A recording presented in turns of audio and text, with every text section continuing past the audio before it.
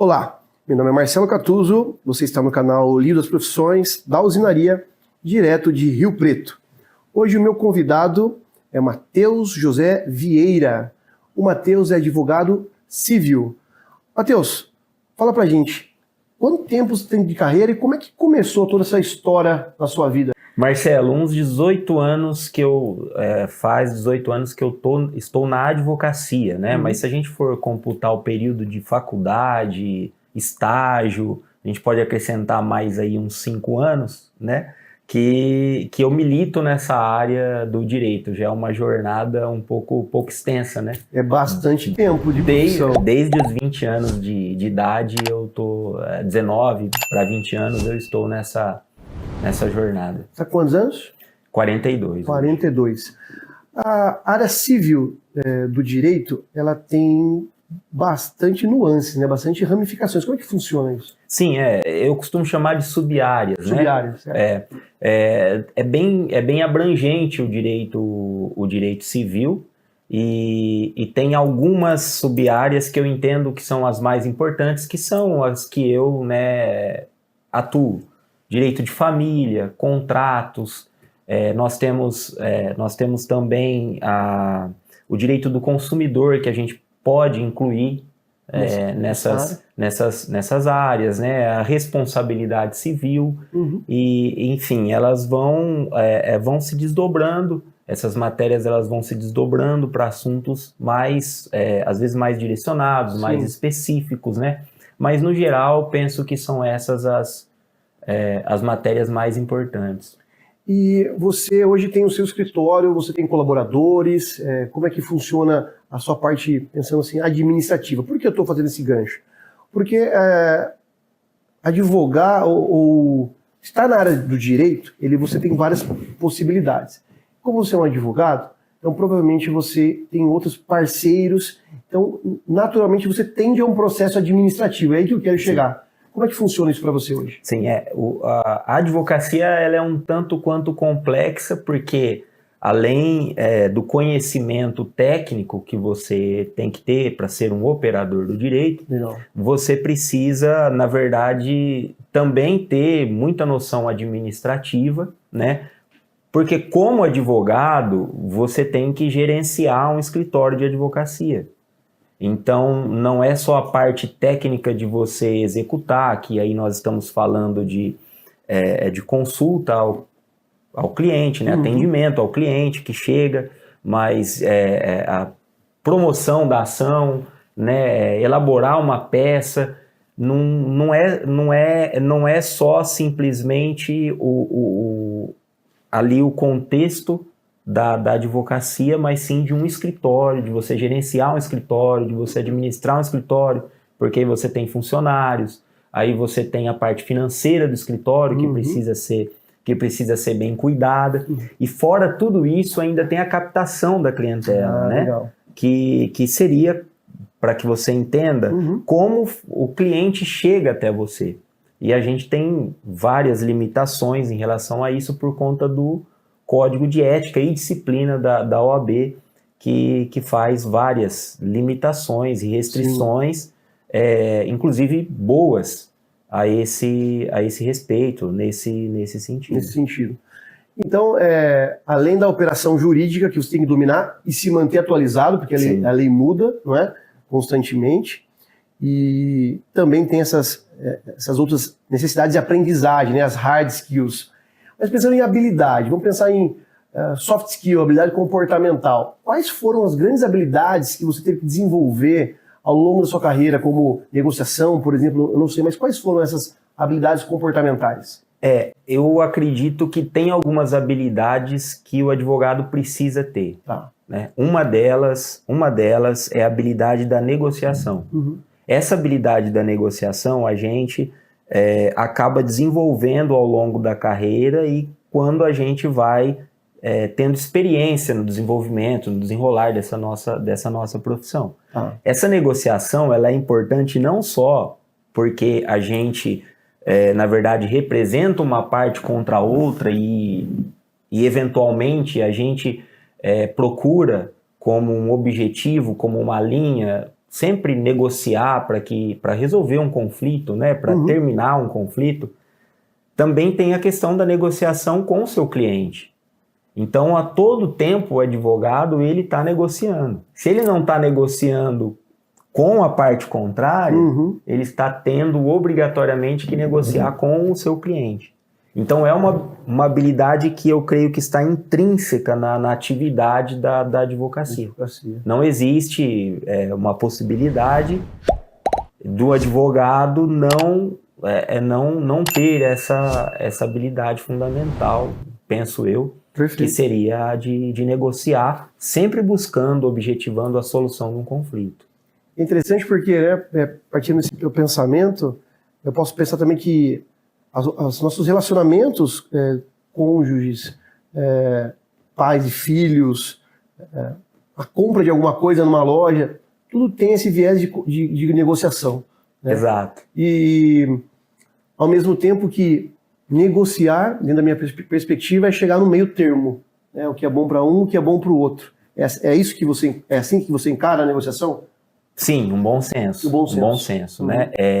Essa é uma característica, e essa é uma característica importante, porque a gente tem que ter a sensibilidade, o advogado hoje tem que ter uma sensibilidade de...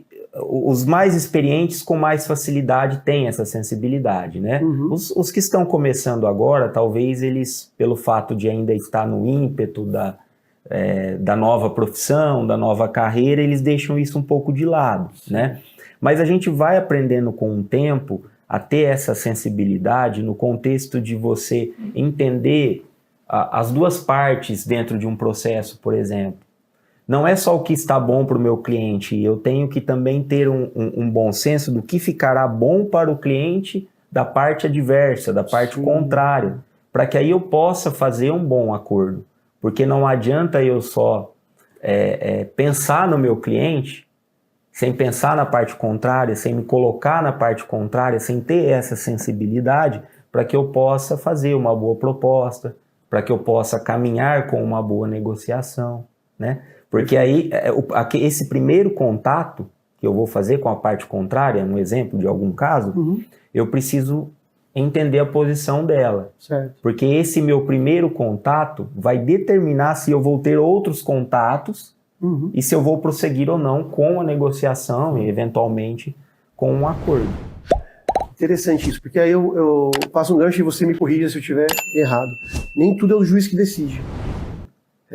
Antes daquele processo ali, tenta-se um acordo, tenta-se um entremeio, os advogados tentam chegar num consenso antes de ter alguma coisa mais drástica, um terceiro como o juiz decida. Isso acontece de fato? Acontece, é uma importante consideração sua, porque de fato é isso. Quando, principalmente nos processos de direito de família, relacionados ao direito de família, que eu atuo bastante, vamos colocar como exemplo um divórcio.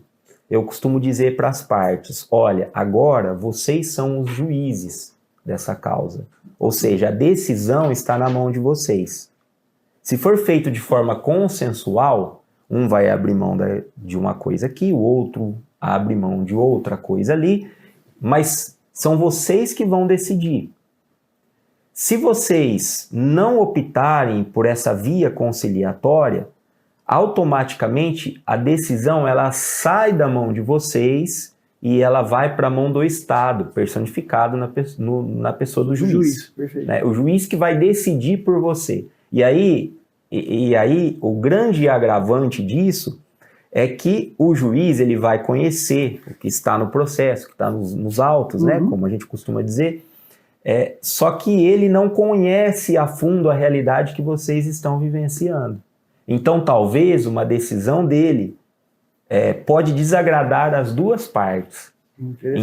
Então é sempre, Marcelo, sempre nesse sentido que eu oriento as pessoas principalmente na área de direito de família, a se comporem, né? Para tentar levar para eles essa necessidade e essa situação. Olha, agora vocês decidem. Se vocês não decidirem, vocês vão delegar essa decisão para uma pessoa estranha à realidade de vocês, que no caso é o juiz. Perfeito.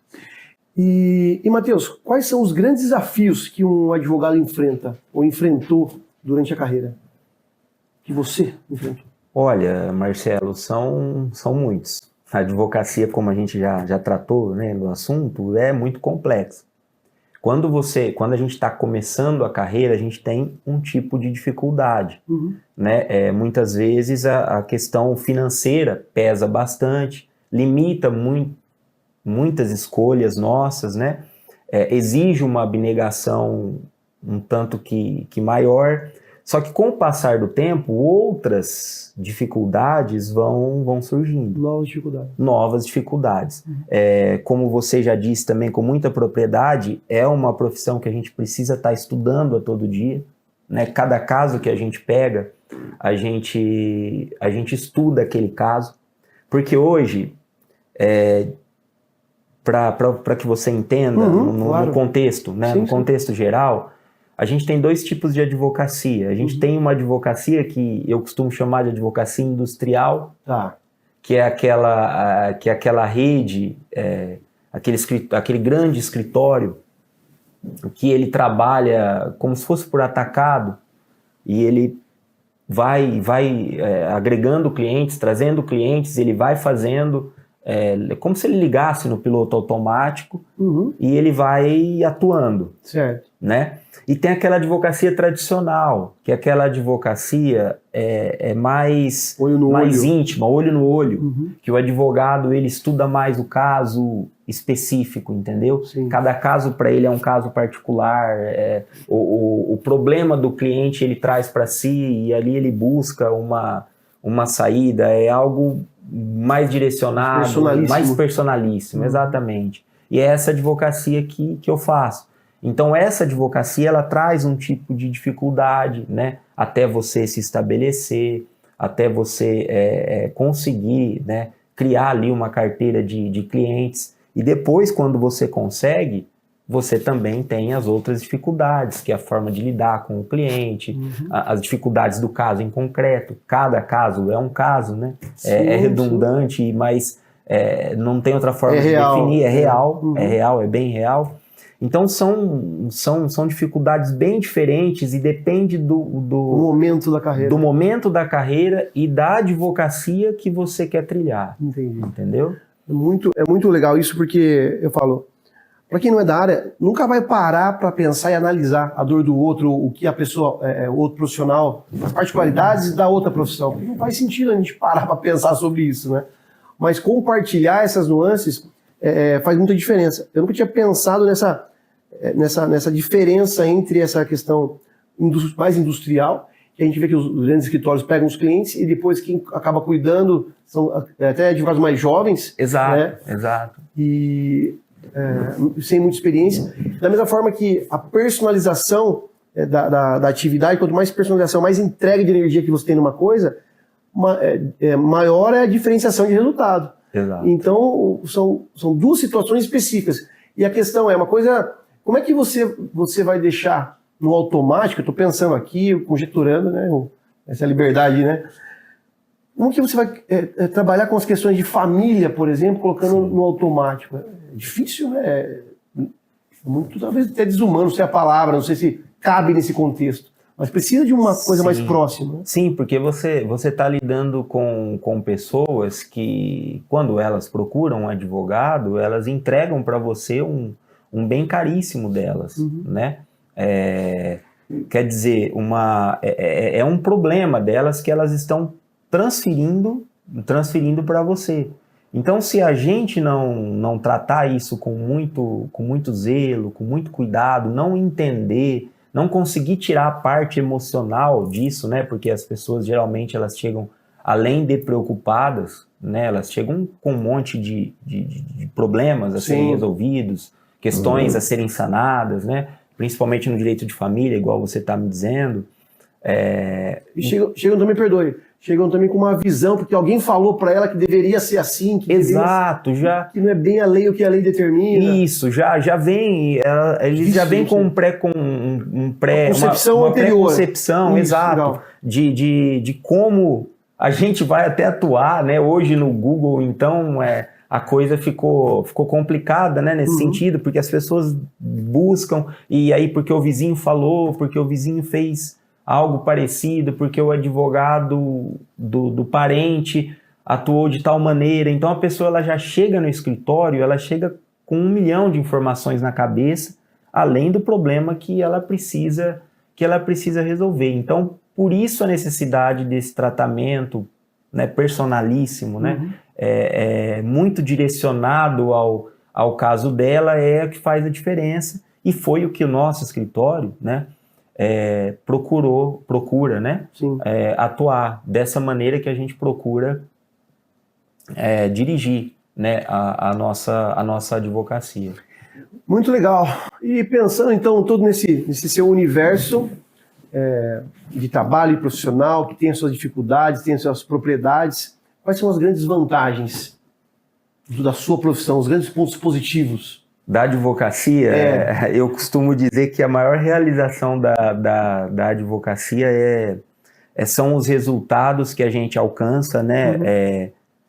Não, é claro que os resultados financeiros eles são muito, muito importantes, isso em qualquer profissão, claro. e eu penso que todos procuram resultados financeiros, mas o maior resultado, que é o que mais deixa a gente grato na advocacia, é ver realmente a satisfação de um cliente, porque, como eu disse, né, ele leva para você um problema caríssimo da vida dele, ele te entrega um problema, e quando você consegue encontrar uma saída para aquilo, resolver aquele problema, a paz que você traz para o cliente, a satisfação do cliente, isso realmente é o grande motivador. É o grande motivador, é o grande resultado que a gente alcança na advocacia. Nem sempre as pessoas acabam saindo satisfeitas de um litígio, porque, né, salvo em caso de acordo, uma parte sai insatisfeita.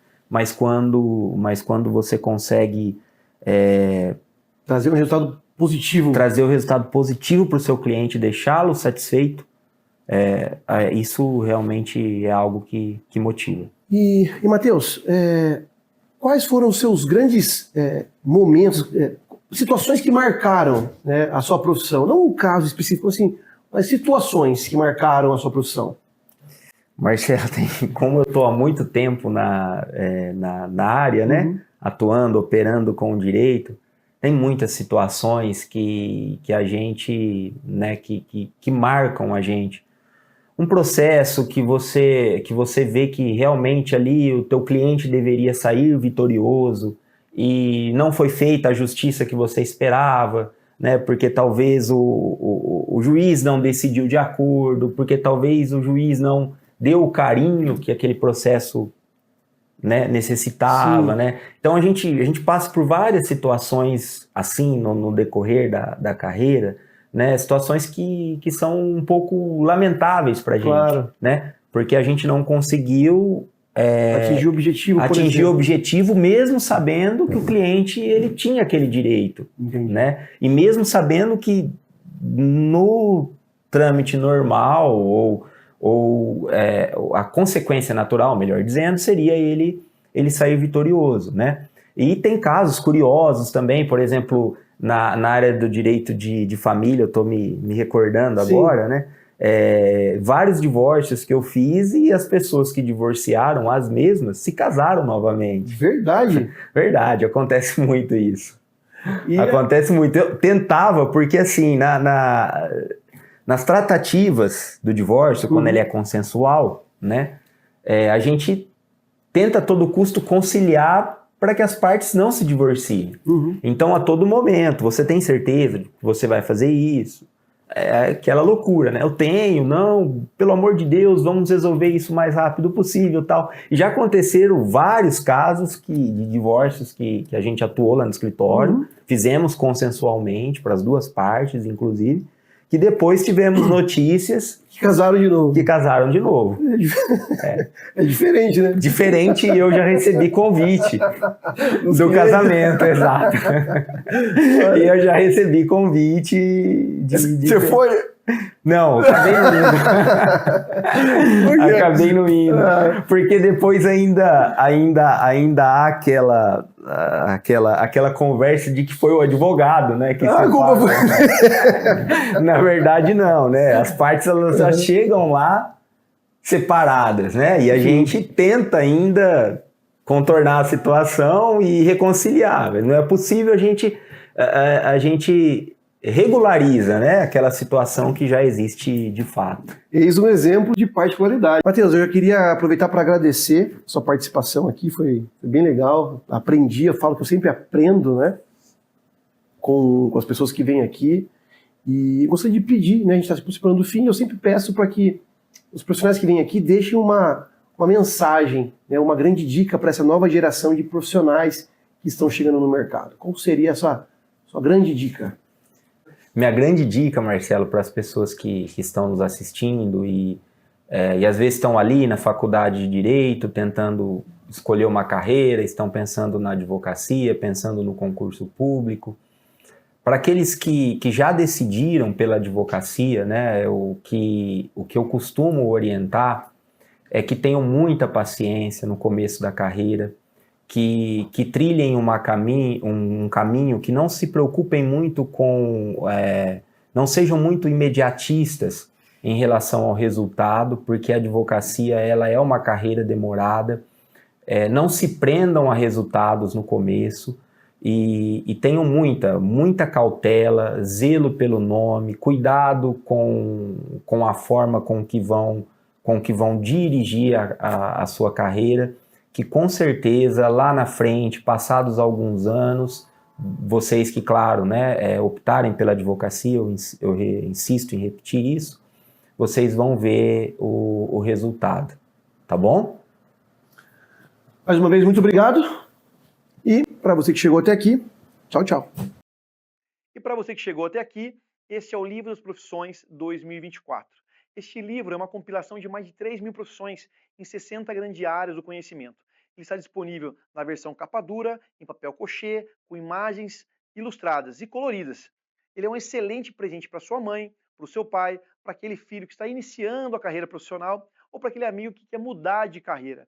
Você pode adquirir no site da Amazon nas versões em inglês e em português. E também no link na descrição abaixo.